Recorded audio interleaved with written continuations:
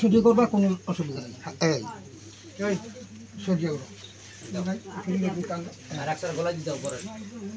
কাপড় দেখিয়া যে জায়গাটা খেয়ে যাচ্ছে তোমার সঙ্গে খেয়াল রাখেন।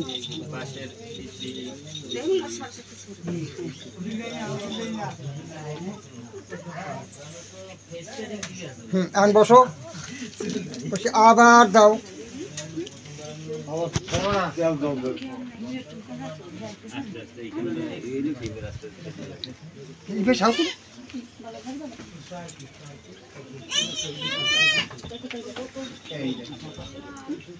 তোমার কাপড় তুমি দেখো